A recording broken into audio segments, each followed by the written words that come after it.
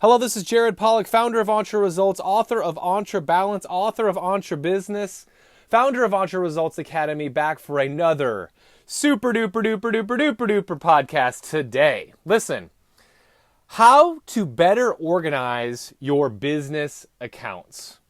Now, there is a huge problem I see over and over again in the small business community. Certainly, if you're self-employed professional, if you have a tiny small business, this is a massive problem.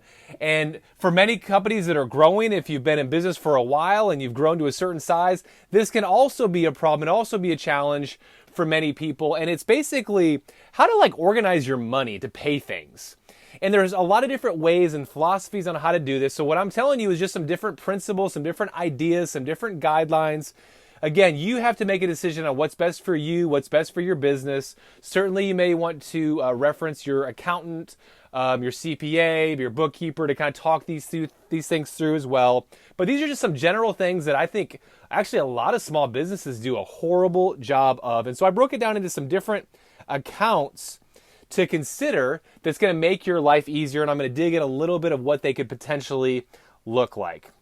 Number one is to have a business operating account. Okay, so it could be a business operating checking account. Now, I might be talking really simple to some people, but for others, if you're new to business, this is important to know. It is important to separate your business checking account from your personal checking account. It's important to have a separation of different accounts. Now, for many businesses, this account is a checking account. It's no interest or very little interest. And so when you make a sale, when you sell something, the money goes into the account, this operating account, and this is where you pay your vendors. This is where you oftentimes pay your employees if you have rent. This is where you pay everything. Really, this is like the main account that you work out of.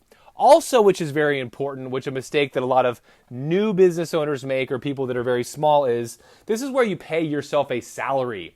So it's very important to try to pay yourself a consistent salary every month. And so that's a part of what will come out of the operating account. Now, there are different rules of thumb in terms of how big should I build this operating account to be. And again, these are just different people's opinions. So my first suggestion would be, if you don't have it, start there immediately.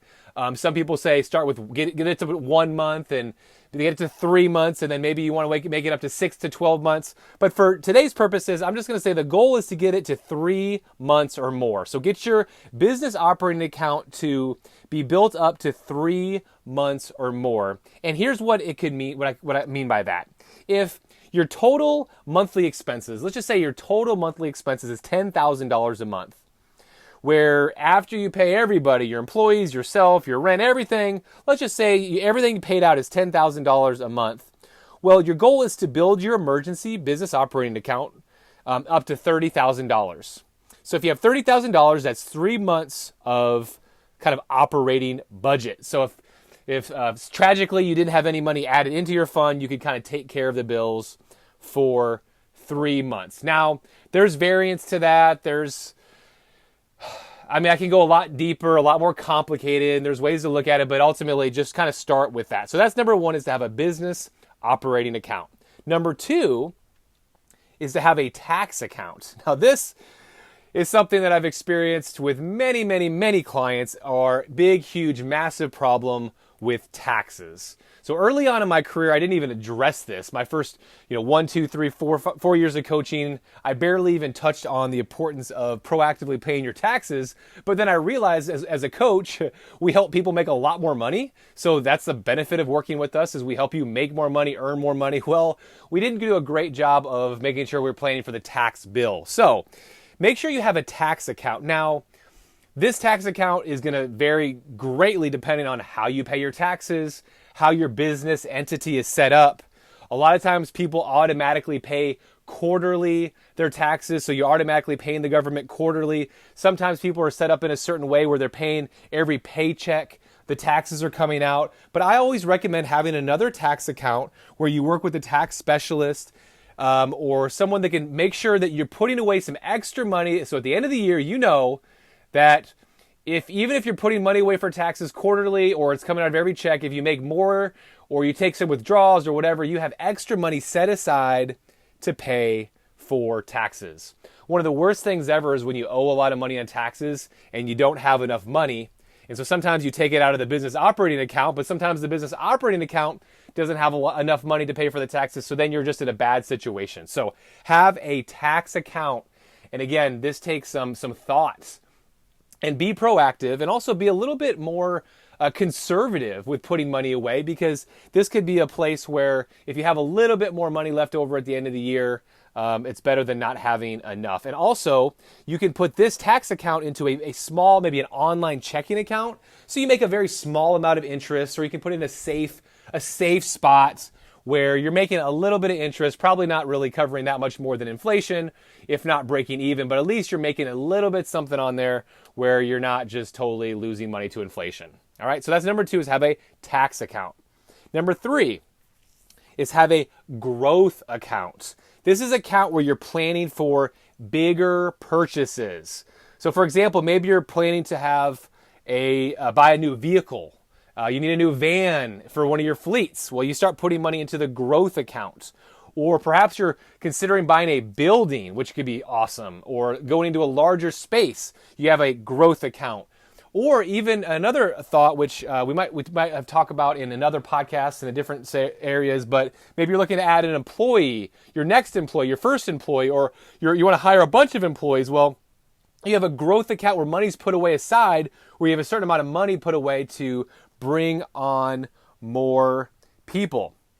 So, or maybe it's just a growth account where you just want to start putting money away just so you're ready for opportunities. I know there was a business owner I was working with. He just had this fund where he had this growth account, and when he had the ability to buy something in bulk at a major discount, he wanted to jump on it, which made his margins much better, which made him more profitable. And so just having money set aside just as things happen, and you never know. I mean, maybe you are going to end up acquiring another business because someone just can't make it through the tough times. And so you have this growth account where you can use it as an acquisition fund. All that being said, depending on the size of your business, depending on the size of the growth account, but do have and consider a growth account, especially after you have a business operating account and you have your tax account set up. Now, I know I'm talking fast here, I get excited, but you can also choose a different level of risk for the growth account. Now, you might want to just have it in a safe spot. You might want to have it in just a small interest money market account, or just a small online savings account where you're making a little bit. Or you might actually want to be more aggressive with your growth account. You might want to actually put it in a marketplace where you're actually earning more interest, because if for some reason you lose some money on the growth account, it maybe won't necessarily hurt you unless you have that money earmarked for a specific thing like a vehicle or a building or something like that. But if you just are putting money away to have it, you might want to be more aggressive with the interest that you want to earn on that growth account. So that's number 3, consider having a growth account. Number 4, and that's going to be the final one. I'm only going to have 4 different accounts, but the 4th account could just be a variety of different accounts. And honestly, there could be way more than 4 accounts that you can set up in your business, but I wanted to kind of keep it as simple as possible. But here's some ideas of some 4th accounts. Number 1, some people have almost like 2 operating accounts. One operating account is really, really safe, where you know it's a checking account, or it's a safe spot where you can't lose money, or it's a very low interest account where it's a very safe spot. But they also have a part of their operating account in a more aggressive fund where they're making money off their money. And so it's almost like you have 2 operating accounts. One is a safe one, and one is a little bit more aggressive.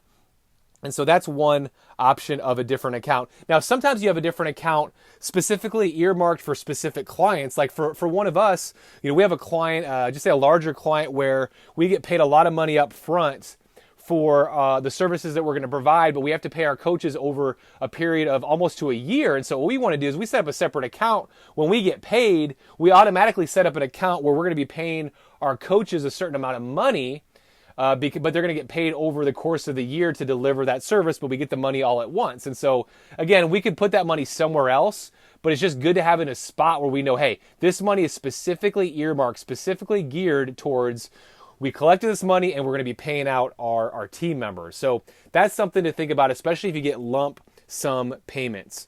Now, this is maybe a given, but I hadn't said it before, but if you have multiple business entities, then you're going to have multiple business accounts for each entity. So you're not going to necessarily have the same operating budget for the same business. So you might, if you have more than one businesses, you're going to have more than one account. So you might have a business operating account for one business, a tax account for one business, a growth account for one business, and then you might have 3 others for a different business. So that's another 4th account that you might not have even thought about. I know another thing that we have different business accounts for is for real estate. I have different real estate accounts for the different properties that we own. And again, you can have one. If you want to have one account for many different properties, that's fine. I don't have a huge real estate portfolio, and so I try to have different accounts just for those different properties, just so I know exactly how much money I'm making, exactly how much money is put away. And so I know I kind of talked a lot and quickly, but this is a really crucial, important conversation that's some people find quite boring, but when you get this thing figured out and you get this lined up and you get everything automated where money is getting transferred here and there automatically, and it just happens without thinking about it, that's something that is going to be good. So go out and take action on these accounts and make it a better than amazing day.